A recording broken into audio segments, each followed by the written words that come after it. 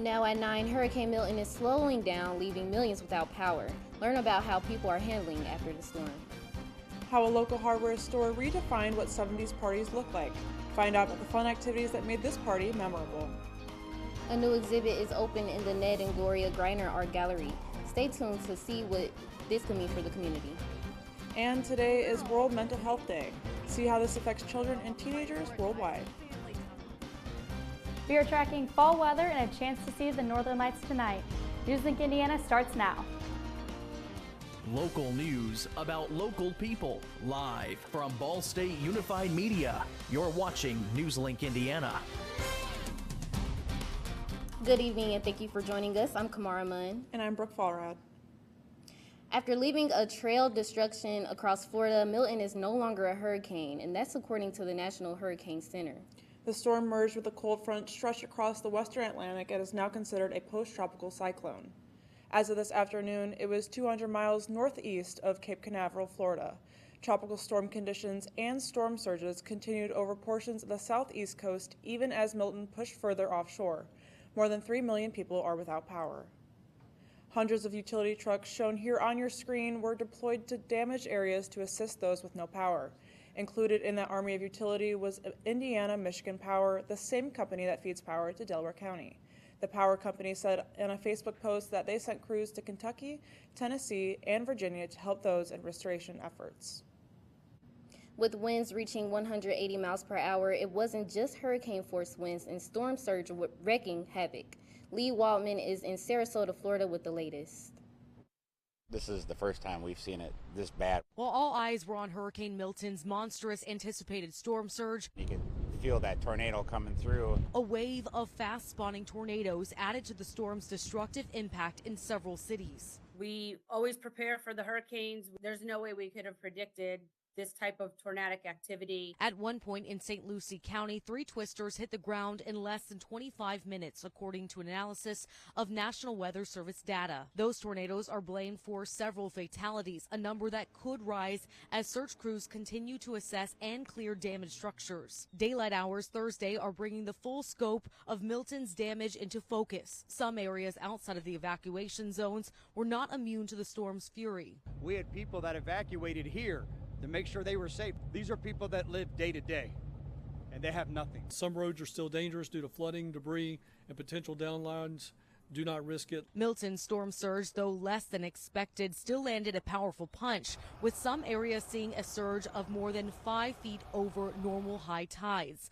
St. Petersburg experienced a once-in-1,000-year rainfall, and Naples hitting their second highest watermark on record. Water rescue teams were busy overnight and throughout the day. As Milton moves out to sea off Florida's east coast, it leaves a storm-exhausted but optimistic state behind. There's a lot of cleanup ahead of us, but we've done this before and we're going to do it again. In Sarasota, Florida, I'm Lee Waldman reporting. The final remnants of Milton's rainfall moved off Florida's east coast this afternoon. Still, breezy conditions will persist over much of the Florida peninsula, especially for eastern coastal areas throughout the day. Grant County is now one of the 18 counties now under an active burn ban. 7 of those were in the last 48 hours. This map shown on your screen now is from Indiana Homeland Security. Any county highlighted in the red is under an active ban. The counties in green, including Delaware County, are areas that were previously under one. Homeland Security says that under a burn ban, burning any flammable matter is forbidden. That is with the exception of grilling materials. Now, although we're not actively under a burn ban, it is still really wise to keep out a look for if we are going to be into one or what safety measures you should be taking. Yes, definitely, and we encourage everyone to stay safe during this time, and we'll throw it over to Aaliyah for weather. Yeah, we're going to take a look at some of those current temperatures outside. Right now in Muncie, 56 degrees, 60 degrees in Lafayette, 69 degrees down in St. Louis. So with these temperatures moving, we still are going to have those temperatures decreasing as the night goes on, down to 46 degrees for the low of tonight, so pretty chilly overall. But here is what we are tracking. Clear skies, a mostly sunny week overall. The drought returns as they had mentioned, and our first frost could be possible next week. Thank you so much, Aaliyah. The Greiner Art Gallery has a new exhibit. The Ned and Gloria Greiner Art Gallery is currently exhibiting the still/moving framing new media. The exhibit showcases the relationship between still and moving media, with formats from still capture all the way to analog film and digital video. This exhibit captures viewers with its use of color. I really like the colors that are used, specifically in like that area over there with the TV screens, and the ones that use the projector on the other side of the gallery I really like too. The exhibition is currently taking place until November 15th. You can visit the Greiner Art Gallery Tuesday through Friday from 10 a.m. to 4 p.m. Some may say that there is a party scene among college towns. Yesterday, however, one of the more interesting parties was hosted in a hardware store. Gilman Home Center, a hardware store here in Muncie, hosted their Fall into 70s Ladies Night with food, drinks, games, raffles, workshops, and even a 70s themed costume contest. Gilman's made sure that this party was one that guests could remember. But this event is about much more than fun. Event organizer and Gilman's marketing manager, Jessica Williams, says that this event serves a much more meaningful purpose. Some ladies might not feel comfortable coming into a store, or they might not know some of the opportunities that are available to them here. So it's kind of an opportunity for them to come in, meet us, mingle, and get to know our store a little bit. Ladies Night also allowed for several local businesses to share their products and services with many attendees at the event. Williams says that Gilman's Ladies Night is a yearly event and hopes to spread word to make this event even greater next year. 2 highly destructive bombs dropped near hospitals in Gaza. Learn more in a recent study. And music mogul Sean Diddy Combs was given a trial date. Find out what the judge decided in court.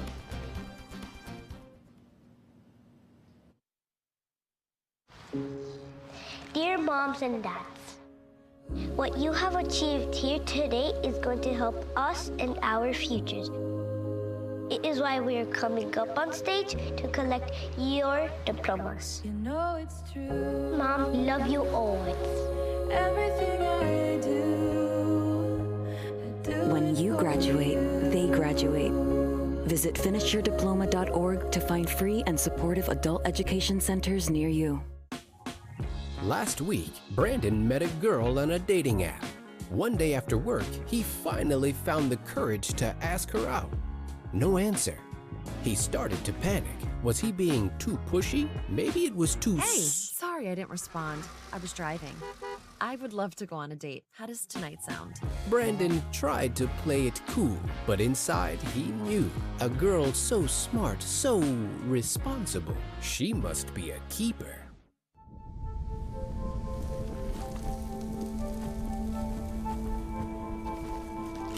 Eva Marie smoked 12,000 packs of cigarettes over 15 years.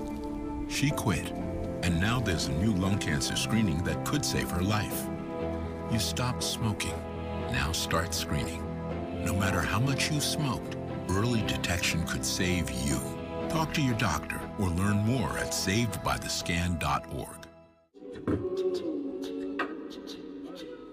Man, it's lonely. Like, going through life lonely.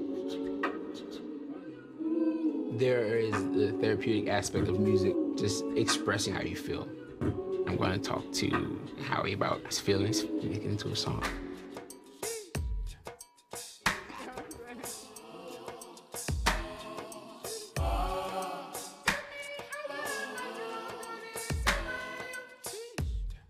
Welcome back. Robert F. Kennedy's widow, Ethel Kennedy, has died at the age of 96. Her grandson, Joe Kennedy III, announced the news on social media. The longtime human rights advocate was hospitalized after suffering from a stroke last week. Ethel Kennedy's husband was tragically gunned down at a Los Angeles hotel in 1968, just after winning California's presidential Democratic primary. In the decades after his death, she emerged as an environmental and human rights activist in her own right. Kennedy created the nonprofit organization Robert F. Kennedy Human Rights to champion for the causes he pushed for. The federal case against Sean Diddy Combs will go into trial in May of next year. The musician and producer is charged with sex trafficking, racketeering conspiracy, and transportation to engage in prostitution. Combs, who was in court today when the judge set the court date, has pleaded not guilty on all counts. The prosecution says this case will likely last about 3 weeks. Attorneys for Combs said they'll probably need 1 week. Diddy's attorney spoke after the decision today about the gag order put in place by the judge. I made a request for the judge to issue what we called a gag order, and the judge is going to issue it on a reciprocal basis. So I'm not going to say anything that I didn't say in my papers and in court. We submitted a motion, written motion, last night that states our position. Combs is in federal custody at a detention center in Brooklyn. A new study suggests the Israeli military has carried out an indiscriminate bombing in Gaza near hospital infrastructure. The Israeli military dropped highly destructive 2,000-pound bombs in dangerous proximities to nearly all Gaza hospitals during the early weeks of the war. That's according to a peer-reviewed study published yesterday. The use of the 2,000-pound bombs can cause high casualty events due to the enormous scale of their impact. Experts have blamed their use for the soaring death toll in Gaza. The study's lead author says the use of such bombs in close proximity to the hospital is a clear violation of international humanitarian law. The report was published in the journal PLOS Global Public Health. Yet again, the federal government spent far more than it collected in revenue for fiscal year 2024. According to the Congressional Budget Office, the budget deficit hit $1.8 trillion. Last fiscal year's deficit was $1.7 trillion. The continued fiscal imbalance could make it more difficult for Congress to reach a spending deal for fiscal year 2025 and to address the debt ceiling. Lawmakers struck a deal last month to fund the government until December 20th, avoiding a shutdown. The federal government spent $6.8 trillion in fiscal year 2024, about 10% more than prior fiscal year. Let's take a look at some of those current temperatures. In Muncie, we have 56 degrees, Lafayette 60 degrees, and over in St. Louis 69 degrees. So these are a little warmer for this time of year, but the temperatures will be dropping as we move throughout the evening. 45 degrees for the low of tonight, and a mostly clear night and calm winds overall. As a dad, every day is a challenge. To make sure that the time that I have, I spend with them. It doesn't matter how tired you are, you have to try and to teach them. When they learn something new, and you can just see in their faces, it's such an incredible moment. It's those moments that are my favorite. When it comes to making plans, you are the best. What about those barbecues you plan in detail for your family? Or your daughter's first costume party? It was out of this world. The same way you plan each detail for those moments, start planning to protect you and your loved ones from a natural disaster. Sign up for local weather and emergency alerts. Prepare an emergency kit and make a family communications plan. Protecting your family is the best plan you can make. When tornadoes touched down in parts of our viewing area, NewsLink Indiana kept you informed days in advance. You do need to be seeking shelter. Marginal risk of severe weather. And days after. The roof has been ripped completely off of this house, giving you a first-hand look at the communities affected. When your neighbors lose their house and you don't, how lucky you are. The first to alert you of severe weather before it happens. NewsLink Indiana Weather. Can't believe you're doing this alone. I've done it before. I remember you threw your back out. How you holding up? Hand me that board. Nothing wrong with getting help. I'm good. I did it when Felicia left. I'll figure it out. I know you will, but you don't have to do it alone, that's all I'm saying. If I promise to look into it, will you drop it and help me build this fence? Now you need my help. It can be a real pain sometimes, you know what? Mm-hmm. If you or a veteran you know needs support, don't wait. Reach out. Find resources at va.gov/reach. Welcome back. It's World Mental Health Day, and the CDC says mental health can affect how kids and teens think, feel, and act. In today's Mental Health Minute, Mandy Gaither explains how one expert says 5 minutes a day can help a child more mentally. We're all busy, so it can be easy to put off prioritizing family time. But parents play a significant role in their child's mental health. Even when we are hoping to spend time as a family, we have our phones out or we have to think about all the things we have to do that day. And so it's really hard to just be fully in and present with our kids, unfortunately. In recent years, health officials say there have been significant increases in certain mental health disorders in U.S. youth, including depression, anxiety, and thoughts of suicide, and many may not get the help they need, says psychologist Whitney Ragland-Bignall. So I think it's really important for us to think about, one, how we can help our youth who are unfortunately feeling sadder than ever before and lonely. We know that we are in a loneliness epidemic. That's why the Kids Mental Health Foundation is encouraging parents to do the Take 5 Challenge.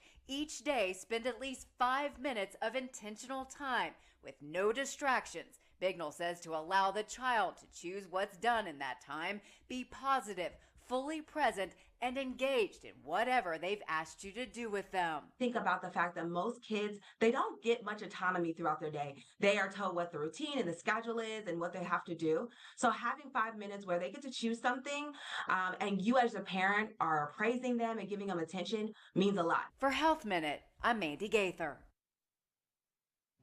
Bignall says to start with 5 minutes a day and try to work up to 15 minutes or more of intentional child-led time, and she says that even that short amount of time can make a difference in a child's life.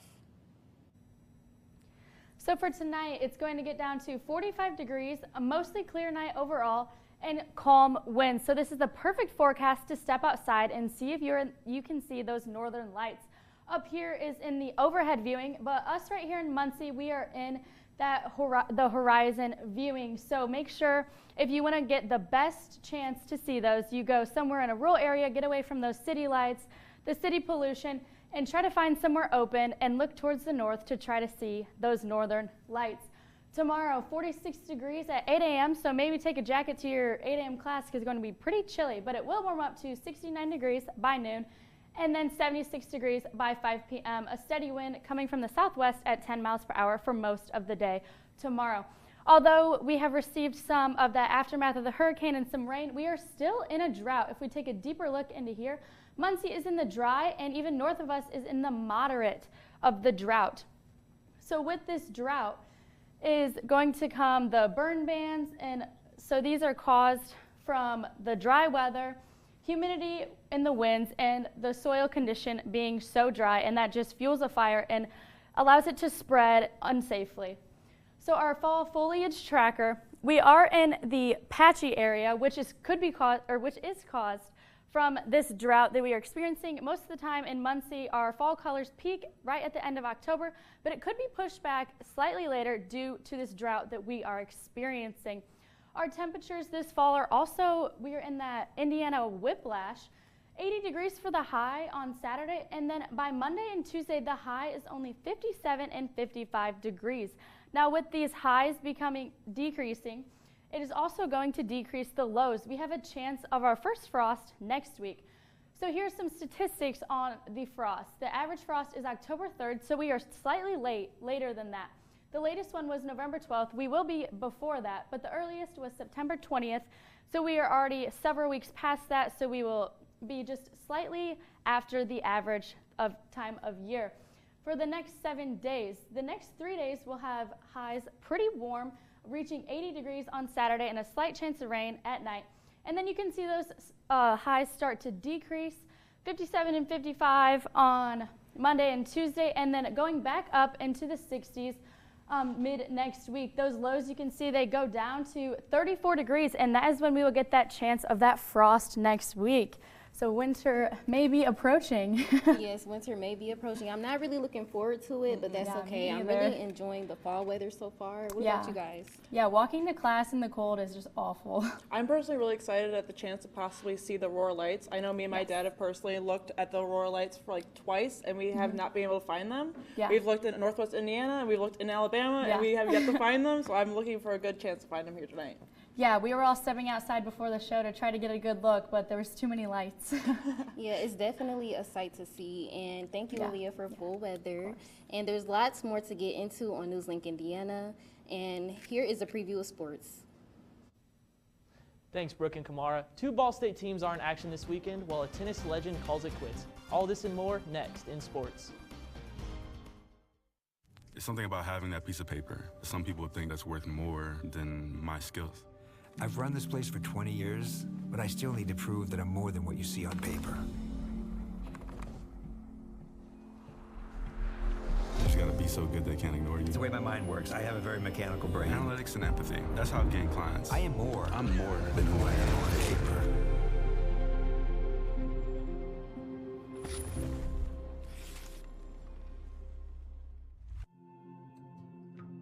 When I was growing up, my mom was extremely tidy. We were trained to put things back where we got them from. One day, when I walked into my mom's house, I felt like I walked to someone else's house. There was stuff everywhere. And just growing up the way I grew up and to see this transition was very alarming. When Sean talked to me, it was a wake-up call, and that's when I went to the doctor.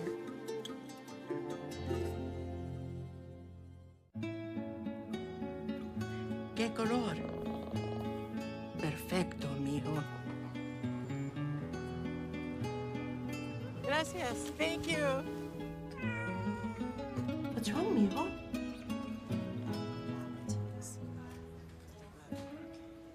Donating to a pet's medical care is one of the many ways you can help families in your community. Pets and people belong together. Learn more at petsandpeopletogether.org.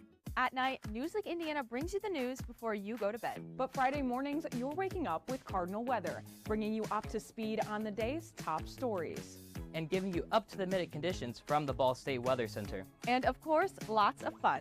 I gave mine personality. Look, it's got eyebrows. Ooh, my lucky glove didn't even work. But I also am excited for those fall temperatures. Start your Friday mornings with Cardinal Weather, live on the Cardinal Weather Facebook page. Welcome back to NewsLink Indiana. I'm Josiah Beam with Sports. Ball State football flies to Dick Stadium to take on the Kent State Golden Flashes. The Cardinals look to land back on their talons after a close 45-35 loss to Western Michigan this past Saturday. For Kent State, the Golden Flashes look to add their first win of the season at home after a rocky start to the season with a 71-0 loss to Tennessee, a 56-0 loss to Penn State, and a 24-55 loss to Pitt. This matchup will give both squads an opportunity for their first MAC win of the season as conference play continues. For the Cards, this will be the first of 2 away games before back-to-back home games. Next week, the squad will fly to Nashville to take on the Crimson Tide Rollers and the Vanderbilt Commodores. We'll spike it over to volleyball to take a look into Ball State women's volleyball and their overall record so far this season. The Cardinals currently have an overall score of 9-7 with a winning percentage of .562. In MAC conference play, they stand at 2-3, giving them a conference winning percentage of .400. The ladies are currently on a 1-game winning streak, which they hope to build on. Key players this season include senior setter Megan Bolonsky, who has been a standout player with a total of 160 digs and 23 aces this season. Sophomore outside hitter Anaya Kennedy, whose performance has been nothing but exceptional with an average of 3.18 kills per set this season, and the Cardinals return to Worthen Arena this Friday to take on Akron at 6 p.m. The team will also host Buffalo this Saturday at 4 p.m. To keep the ball over the net, tennis legend Rafael Nadal is retiring. After getting bounced in the second round by Novak Djokovic in the Paris Olympics, the 38-year-old will be finishing his career at the Davis Cup Finals in Spain this November. With 101 total tournament wins, Nadal will retire unbeaten in the French and Barcelona Open. He is also the youngest athlete in the Open era to achieve a Grand Slam at 24 years old, as well as being one of 3 men to achieve a career Golden Slam in singles. After a struggle with injuries his past 2 seasons, Nadal said he did not think he'd be able to play without limitations. Throughout his career, Nadal has won 22 Grand Slam titles, second all-time, only behind Novak Djokovic.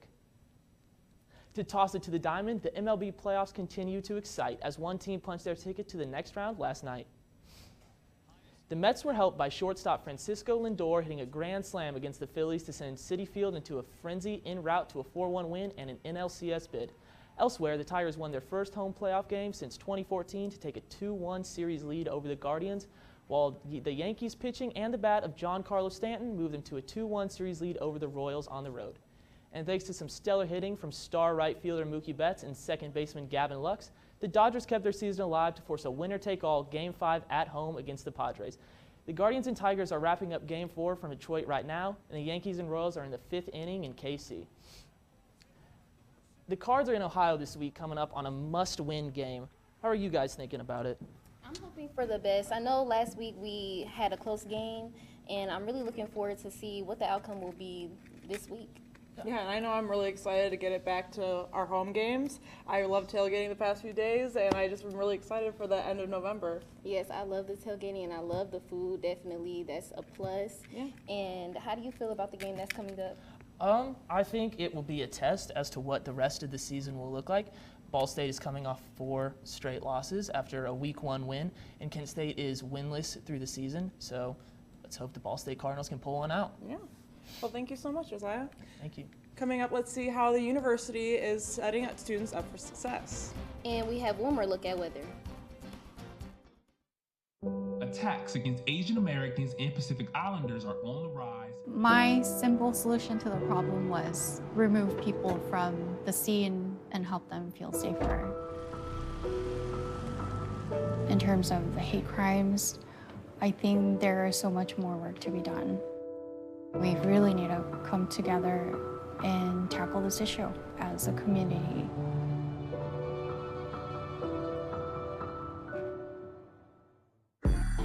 I'm an ex-drug dealer, and I'll be your sub today.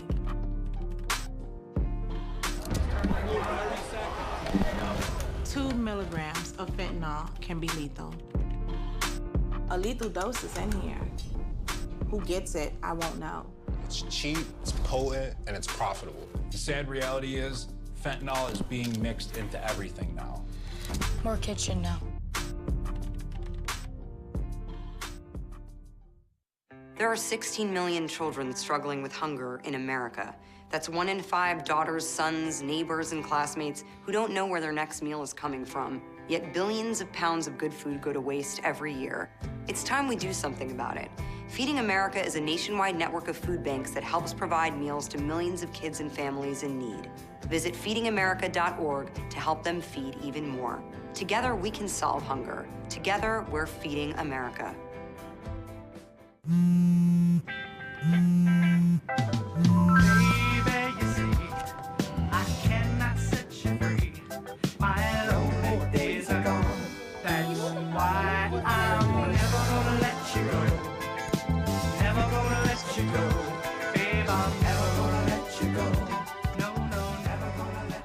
Here you go. Thank you. Thank you.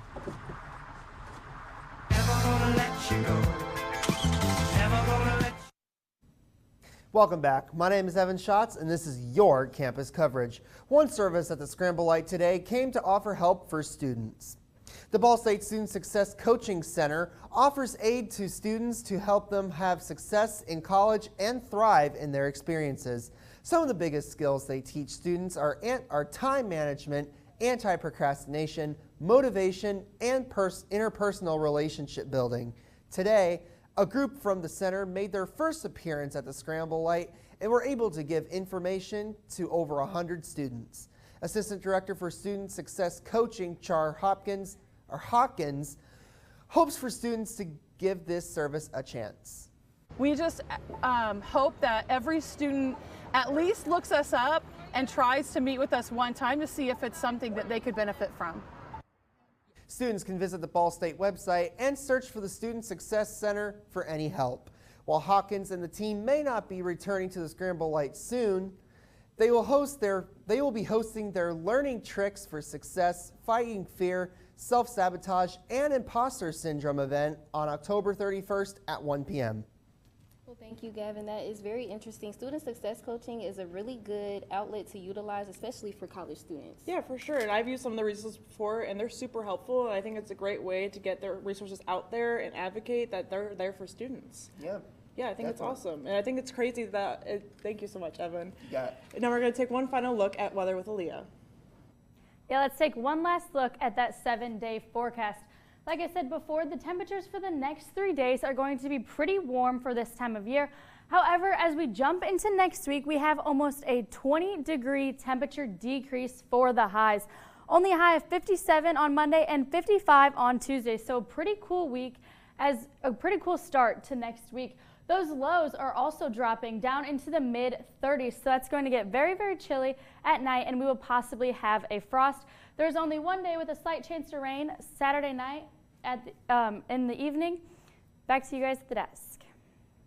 Well, thank you, Aaliyah. I'm really looking forward to pumpkin spice lattes. Oh my gosh, I know. They've been falling out, and I think it's amazing, but thank you so much.